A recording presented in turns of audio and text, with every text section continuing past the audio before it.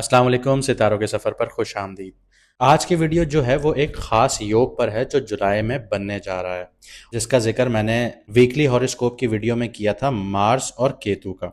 सितारों के सफ़र पे आज मैं आपको बताऊंगा कि आसमान में दो धारी तलवार तैयार हो चुकी है, यानी मार्स और केतु एक ही साइन में है, फायरी साइन में है, यानी कि लियो में है।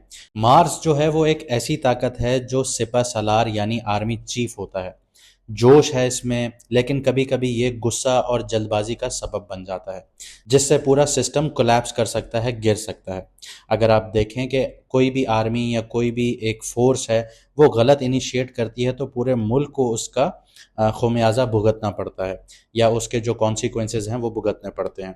दूसरी तरफ जो केतु है वो राज है, पुराने कर्मों का असर दिखाता है, इंसान को अकेले सफर पर लेके जाता है, बिना वजह के इंसान को दुनिया से गुम कर देता है। मतलब ये कि मजबूरी की हालात में ऐसे फैसले करवा देता है कि इंसान अपनों से दूर हो जाता है।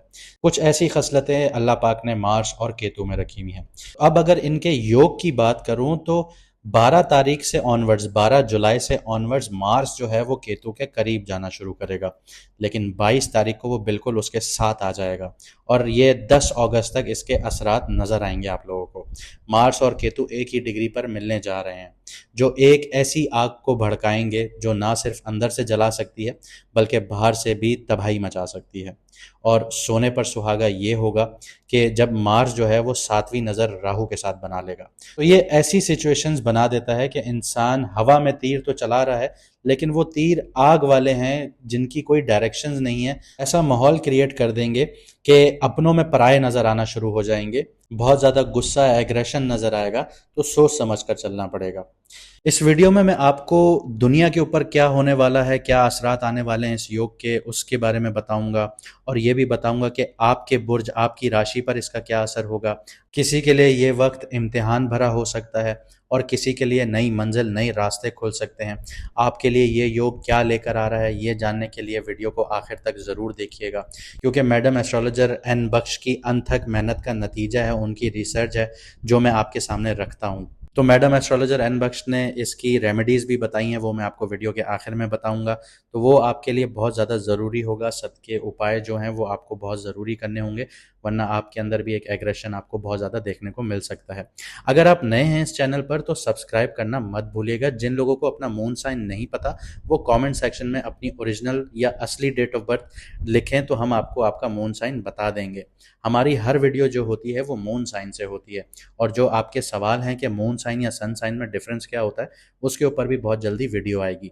इसके अलावा अगर आपकी ज़िंदगी में इश्यूज चल रहे हैं, चाहे प्यार से रिलेटेड, कारोबार से रिलेटेड, करियर से रिलेटेड या फिर फैमिली से रिलेटेड हैं, तो आप व्हाट्सएप पर मैसेज करके अपॉइंटमेंट बुक करवा सकते हैं और मैडम एस्ट्रोलॉजर एन बख्श की रहनुमाई हासिल कर सकते हैं। अब देखते हैं कि ये योग दुनिया पर क्या असर डालेगा। तो सबसे पहले बात करते हैं ग्लोबल प्रिडिक्शंस की, लेकिन इससे पहले मैं आपको ये बताता हूं कि मैडम एस्ट्रोलॉजर एन बख्श ने 16 नवंबर को एक प्रिडिक्शन दी थी। उसकी वीडियो भी हमारे चैनल पर लगी हुई है, आप जाके देख सकते हैं। उसमें मैडम एस्ट्रोलॉजर एन बख्श ने यह बताया था कि अमेरिका के लिए ये साल तूफानी आफतों का होगा, जबकि हमने ये देखा कि लॉस एंजलिस में आग लगी जो 23,000 एकड़ पर फैल गई और 29 लोगों की जान उसमें गई। इसी तरह अभी टेक्सास में बहुत ज़्यादा फ्लड्स आए हुए हैं जिसकी वजह से 79 लोगों की जान जा चुकी है। ये मैडम एस्ट्रोलॉजर एन बख्श की प्रेडिक्शन थी, जो अल्लाह पाक ने उनकी इज्जत रखी और वो प्रूव हुई। हालांकि अफसोस है हमें इंसानी जानों का, लेकिन जो कुदरती आफात हैं उनके बारे में मैडम ने बताया। लेकिन अब हम आपको बताते हैं कि जो ये योग बना है केतु और मार्स का, और मार्स राहु को देख रहा है, सैटर्न उल्टा हो रहा है, तो इसके असरात दुनिया पर क्या होने जा रहे हैं। सबसे पहले बात करते हैं जंग की और तनाव की, यानी कॉन्फ्लिक्ट्स की, क्योंकि मार्स और जो केतु का योग है वो एक कॉन्फ्लिक्ट जोन क्रिएट करता है। तो साउथ एशिया की बात करें तो इंडिया, पाकिस्तान और चाइना का जो एक्सेस है उस पर बॉर्डर्स पर कॉन्फ्लिक्ट्स देखने को मिल सकती हैं, टेंशन्स बढ़ सकती हैं। खास तौर पर कश्मीर और लद्दाख का जो एरिया है ये बहुत सेंसिटिव रहेगा। मिडल ईस्ट की बात करूं तो ईरान इजराइल का जो मुआहदा हुआ है उसमें तनाव भरी सिचुएशंस क्रिएट होंगी और डिप्लोमेटिक क्राइसिस देखने को मिल सकती हैं। और अगर ये क्राइसिस उभरे तो यूएसए के लिए बहुत ज़्यादा बैकलैश का सामना होगा, स्पेशली ट्रम्प साहब के लिए, क्योंकि ट्रम्प की जो ये डील थी, ट्रम्प ने जो ट्वीट किया था कि बैकडोर डिप्लोमेसी के थ्रू हमने ईरान और इसराइल की जंग बंद करवा दी 60 दिनों के लिए, तो ये माहिदा टूट भी सकता है, अचानक से स्ट्राइक आ सकती है, क्योंकि यहाँ पे गुप्त जो दुश्मन हैं वो उभर सकते हैं। अब सऊदी अरब या यूएई की बात करूं तो इनकी जो लीडरशिप है या जो इनकी रॉयल फैमिली है, उसमें कोई नाखुशगवार न्यूज़ आ सकती है, कोई हेल्थ से रिलेटेड इश्यूज आ सकते हैं, या फिर आपको डी थ्रोन होते हुए भी कोई नजर आएगा। आगे बढ़ते हैं, यूक्रेन और रशिया की बात करते हैं तो दोबारा से कॉन्फ्लिक्ट बढ़ने के चांसेस हैं, नेटो या बेलारूस भी इन्वॉल्व हो सकता है यहाँ पे। यूएसए के ऊपर प्रेडिक्शंस दूं तो अंदरूनी फसादात देखने को मिल सकते हैं, रेस यानी ब्लैक वाइट का, या फिर पॉलिटिकल जो पॉलिसीज हैं उनकी वजह से सिविल अनरेस्ट देखने को मिल सकता है। आगे बढ़ते हैं, पावर्स और लीडरशिप में जो है वो क्राइसिस देखने को मिलेगा। इंडिया की बात करूं तो सरकार पर प्रेशर या मिनिस्ट्रियल चेंजेस आपको देखने को मिलेंगे। अपनी जो रूलिंग पार्टी है इंडिया की, उसमें आपको अंदर से ही क्रैक्स नजर आएंगे, अंदर से ही अपनी पार्टी के खिलाफ बोलना शुरू कर दिया जाएगा। पाकिस्तान में बात करूं तो आर्मी और सिविलियंस लीडरशिप्स के दरमियान फ्रिक्शंस पैदा हो जाएंगी। इसके अलावा ईरान और इसराइल की बात करूं तो पॉलिटिकल या हेल्थ इश्यूज की वजह से लीडरशिप क्राइसिस देखने को मिल सकते हैं। रशिया और सऊदी अरेबिया की बात हो तो अंदरूनी हलचल या डिप्लोमेटिक कोलैप्स देखने को मिलेगा। डिप्लोमेटिक जो डील्स हुई हुई हैं, जो बैकडोर चैनल से डील्स हुई हुई होती हैं, वो टूटती हुई नजर आएंगी। अब कुदरती आफातों की बात करें तो मैडम एन बख्श ने, जैसे मैंने आपको बताया कि 2024 नवंबर 16 नवंबर को जो प्रिडिक्शंस दी थी अमेरिका के बारे में कि कुदरती आफात उधर बहुत आएंगी, तो दुनिया ने देखा कि जनवरी में लॉस एंजलिस में बहुत बड़ी आग लगी जो 23,000 एकड़ पर लगी। इसके अलावा अभी जो करंट में आप वीडियो देख रहे हैं, इसी के साथ साथ आप गूगल पे जाके सर्च कर सकते हैं कि टेक्सास में फ्लड्स आए हुए हैं, जिसकी वजह से 79 लोग अपनी जान से हाथ धो बैठे हैं। तो ये कुदरती आफातें चल रही हैं, लेकिन जुलाई और अगस्त का जो महीना है ये बहुत खतरनाक साबित होगा। यहाँ पे अर्थक्वेक बहुत ज़्यादा देखने को मिलेंगे दुनिया में, फ्लड्स बहुत ज़्यादा देखने को मिलेंगी और ख़तरनाक फायर इरप्शंस होंगी, जंगलात में आग बहुत लगेंगी। जो इनके अफेक्टेड एरियाज होंगे वो Japan, Nepal, Indonesia, Türkiye, California, Australia, Bangladesh, China, ये सारी कंट्रीज अफेक्ट हो सकती हैं। अब बात करते हैं मार्केट की, मईशत की भी बात कर लेते हैं कि ये जो योग है मईशत पे क्या असर डालेगा। गोल्ड जो है वो फिल वक्त ऊपर जाना शुरू होगा और वो एक बबल बनाना शुरू करेगा, लेकिन जैसे नवंबर आएगा ये गोल्ड एकदम से अपनी करेक्ट पोजीशंस पर आना शुरू होगा, जिसकी वजह से लोगों को बहुत ज़्यादा नुकसान का सामना करना पड़ेगा, क्योंकि गोल्ड का ट्रेंड अभी बहुत ज़्यादा ऊपर जाना शुरू करेगा, जिसकी वजह से लोग बहुत ज़्यादा बाइंग करेंगे। और जैसे ये बबल ब्रस्ट होगा या जो प्राइजेज हैं वो करेक्शन होंगी या गोल्ड डिप लेगा, तो लोगों को बहुत ज़्यादा नुकसान का सामना होगा। सिल्वर की बात करूं तो चांदी का दाम जो है वो ऊपर जाने के इम्कान बहुत हैं, खास तौर पर जुलाई से अक्टूबर तक। अगर मैं एग्रीकल्चर के हिसाब से बात करूं तो ऑयल और व्हीट और जो आपका चावल है इसके दाम बढ़ सकते हैं। क्रिप्टो की बात करूं तो क्रिप्टो में बहुत ज़्यादा उथल पुथल देखने को मिल सकती है।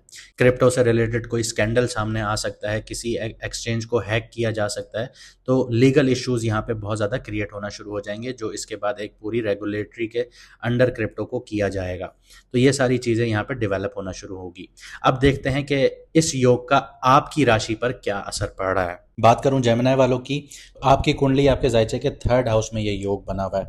इसके असरात आप पर शुरू तो हो चुके हैं, लेकिन इसकी जो बाकायदगी से आगाज़ होगा वो 12 जुलाई से होगा और ये 22 जुलाई को बहुत पीक पर होगा, लेकिन 10 अगस्त तक इसके असरात रहेंगे। सिबलिंग्स यानी आपके भाई बहन में दुश्मनियां आपको नज़र आएंगी, जलन हसद नज़र आ सकती है या कम्युनिकेशन में ब्रेक नज़र आ सकती है। मोबाइल टेक्नोलॉजी, इंटरनेट रिलेटेड जो भी चीज़ें आप यूज़ करते हैं उसमें आपको मसले नज़र आएंगे। कभी मोबाइल ख़राब हो जाएगा, कभी लैपटॉप में इश्यूज़ आ सकते हैं या इंटरनेट रिलेटेड आपको इश्यूज़ देखने को मिल सकते हैं। पब्लिक डिफेमेशन का भी आपको ख़तरा हो सकता है, सोशल मीडिया पे तनकीद भी हो सकती है आपके ऊपर, डीएम्स में आपके ऊपर तनकीद हो सकती है। इसके अलावा जो छोटे मोटे आपके जो सफ़र होते हैं, शॉर्ट ट्रैवल्स होते हैं, अगर उस पर अभी ना जाएं तो आपके लिए बेहतर है, उसको डिले कर दीजिए, वो आपके लिए ज़्यादा बेहतर है। ओवर कॉन्फिडेंस आप लोग बहुत ज़्यादा होना शुरू हो जाएंगे, जिसकी वजह से मिसकम्युनिकेशंस भी होंगी और आपके लिए करियर में बहुत ज़्यादा इश्यूज़ क्रिएट हो जाएंगे। इंपॉर्टेंट नेगोशिएशंस जो आपकी हैं, डील्स वगैरह जो हैं, उसमें आपको फेलियर देखने को मिल सकता है। जो लोग कंटेंट क्रिएशंस में हैं उसमें आपको बहुत ज़्यादा बैकलैश देखने को मिल सकता है पब्लिक की तरफ से। आपका कोई ऐसा मूव सामने आ सकता है जो एक सोसाइटी के नॉर्म्स के बिल्कुल ख़िलाफ़ हो, तो वहाँ पे आप थोड़ा सा बैकलैश का सामना कर सकते हैं। ईगो और जेलसी का जो रिस्क है वो बहुत ज़्यादा होगा, वो डिसीजंस में भी नज़र आएगा आपको। अब बात करते हैं कि रेमेडीज़ या सदक़े या उपाय आप लोगों को क्या करना चाहिए। हर ट्यूसडे या फ्राइडे वाले दिन अगर आप साहिब इस्तिताअत हैं तो 1.5 किलो गोश्त सदका या दान करें। अगर आप गोश्त नहीं ले सकते, लाल गोश्त, तो लाल मसूर की दाल गरीबों को दान करें, सदका करें। इसके अलावा खून जो है, ब्लड, उसकी डोनेशन कीजिए। ये आपकी सेहत भी बेहतर करेगा और आपके अंदर जो एग्रेशन है उसको भी कम करेगा। इसके अलावा नारियल या लाल फल किसी फ़कीर या नीडी को दें, यानी कोई ज़रूरतमंद है उसको दें, इसके पास खाने को नहीं है उसको नारियल या फिर लाल फल, लाल कलर का फ्रूट वो दीजिए। और अपनी नीयत जो है वो ये रखिए कि या अल्लाह मेरे गुस्से, मेरी हरारत और बेसब्री को रहमत में तब्दील फरमा दे। इसके अलावा केतु के लिए मैं आपको अगर रेमेडी बताऊं तो रोज़ाना 10 से 15 मिनट तन्हा टाइम गुजारिए, सिर्फ अल्लाह का जिक्र कीजिए। सूरह कहाफ हर जुमेरात की रात या फ्राइडे वाले दिन पढ़िए। अगर पढ़ नहीं सकते तो सुनिए। ये आपके कन्फ्यूजन या इल्यूजन्स जो हैं उनको दूर करने में मददगार साबित होगी। इसके अलावा हर उस शख्स की मदद कीजिए जो स्पेशली डिसेबल्ड है या माजूर है। अगर उसका हाथ नहीं है, उसकी आंखें नहीं हैं, तो उसकी मदद कीजिए। ये केतु का सदका है और आपकी नीयत ये होनी चाहिए कि या अल्लाह मुझे जो समझ नहीं आ रहा उसमें नूर दे, रास्ता दिखा मुझे। इसके अलावा किसी मस्जिद, मदरसे या जो भी आपकी रिलीजियस जगहें हैं उनमें सफाई का सामान डोनेट कीजिए, सदका कीजिए, दान कीजिए। ये मार्स और केतु की जो नेगेटिविटीज़ हैं उनको दूर करने के लिए बहुत ज़्यादा ज़रूरी है। इसके अलावा अपनी माँ या अपने फादर के पैर धोकर उनसे दुआ लें। अगर आपके अंदर बहुत ज़्यादा ईगो डेवलप हो रहा है या घर के अंदर बहुत ज़्यादा मसले हो रहे हैं तो ये आपके लिए रेमेडी बहुत ज़्यादा ज़रूरी है, क्योंकि यहाँ पे जो मार्स और केतु का योग बन रहा है वो ईगो के घर में बन रहा है, आपके सन के साइन में बन रहा है, लियो में बन रहा है। तो आपका ईगो यहाँ पे टूटना शुरू हो जाएगा। इसके अलावा अगर मार्स की एनर्जीज को आपने सही करना है तो किसी ऐसे मर्द को, यंग मेल को, जो जवान लड़का होता है, और ऐसा लड़का होना चाहिए जो स्ट्रगलिंग फेज में हो, जिसके पास नौकरी ना हो और फाइनेंशियली वो बहुत वीक हो, उसकी मदद करें। या तो उसको जॉब अपॉर्चुनिटी दीजिए या फिर फाइनेंशियली उसकी हेल्प करें। ये आपके लिए बहुत ज़्यादा फ़ायदेमंद है अगर आप मार्स की एनर्जीज़ को ठीक करना चाहते हैं। अगर आप किसी से नाराज़ हैं तो माफ़ कर देना आपके लिए बहुत बेहतर है। ये अमल शुरू कीजिए। ये मार्स और केतु की जो फायर नेचर है उसको साइलेंट करने में आपकी मदद करेगा। अगर मैं आपको छोटी सी समरी दे दूं तो लाल दाल का सदका, किसी भी थैलेसीमिया सेंटर जाके ब्लड को डोनेट कीजिए, माँ बाप की खिदमत कीजिए, स्पेशली बाप की कीजिए, किसी लड़के को नौकरी या उसकी फाइनेंशियल हेल्प कीजिए जो अपने स्ट्रगलिंग जोन में है। इसके अलावा किसी माजूर की हेल्प कीजिए। इसके अलावा मस्जिद, मदरसे या जो आपका टेम्पल है या जहाँ पे आप इबादत करते हैं वहाँ पे जाके सफाई का जो सामान है वो दान कीजिए, सदका कीजिए। ये आपके लिए बेहतर होगा। इसके अलावा हर जुमेरात या जुम्मे के दिन आप लोग सूरह कहाफ को सुनिए या पढ़िए। ये आपके लिए बेहतरीन है। आपका जो ईगो है वो टूटना शुरू होगा, कंट्रोल होगा, पेरेंट्स की आपको दुआएं मिलेंगी, आपका एंगर मैनेजमेंट है वो सही होना शुरू होगा।